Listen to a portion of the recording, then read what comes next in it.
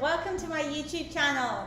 Today we are talking about backgrounds and the 3 most common mistakes that people make when choosing a background.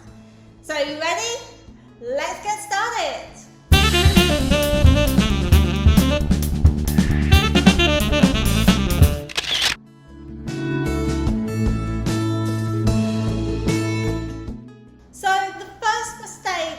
I see all the time is something I like to call busy backgrounds. This is where there's a lot going on in the background. It could be other objects, a mixture of colors or lights. It could even be other people in the photo.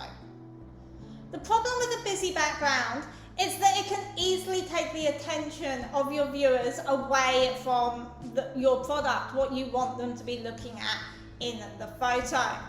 Meaning that they're not actually acknowledging your product and therefore making the photo completely useless at actually fulfilling its job of promoting your product.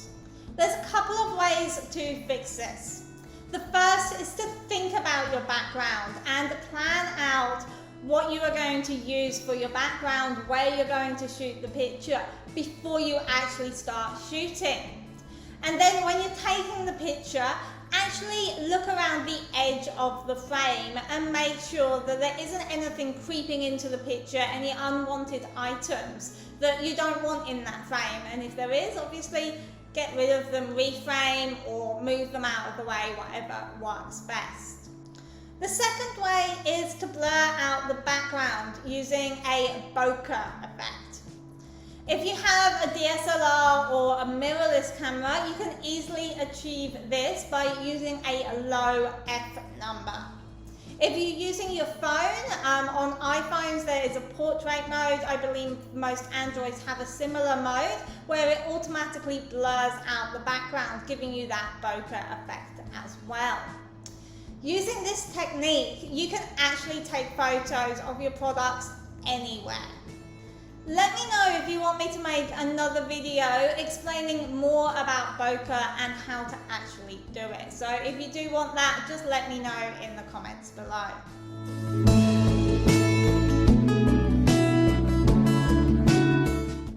So you've taken some time to think about your background and you've decided on what you want to use. Maybe you've decided to use a sheet or some other kind of fabric as your background, and that's great, but you still have to make sure that that fabric is looking great. I see so many product images where the business owner or the photographer just hasn't gone to the effort of ironing their sheet or background before they actually take the photo. And you see all these creases and wrinkles in the sheet and it just does not look professional. By having creases and wrinkles in the background, you're just giving off the impression that you're lazy and unprofessional. If you can't make the effort to iron a sheet, then how can your customers trust that you're going to put the effort into the products that they are buying from you? So, iron your sheets. And if you're using other services, make sure that they're clean before you start taking photos.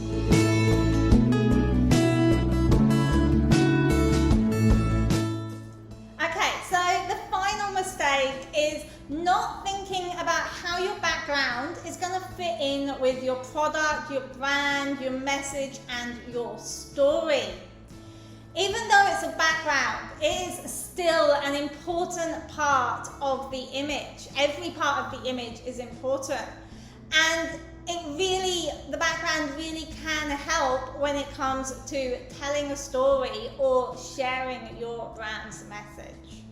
I see so many other businesses that photograph their products in the garden, but the product doesn't really have anything to do with the garden or outside. Now, when I ask these business owners why they've chosen to photograph their products there, they usually tell me that either somebody else told them to shoot outside because the natural light is great, or they say that they've seen other businesses doing it, so decided to copy what they are doing. So I just want to remind you that this is your business, your product, your brand. To be successful, you can't just be like everybody else. You have to be unique. You have to tell your own story and share your own message. So again, think about your background. What type of background is going to help to share your story and your message? What type of background is going to fit with your brand and your product? If you need some help answering these questions, that's fine. Just let me know in the comments and I'll be happy to reach out and set up a free photo review session with you where we can have a little bit more of a chat about how to get your brand and your story or your message, your product into your photos. If you do need some more help with backgrounds, please check out the links that I have put in the description to other videos and blogs that I've done in the past regarding backgrounds. And thanks for watching. I'll see you again next week. Bye bye.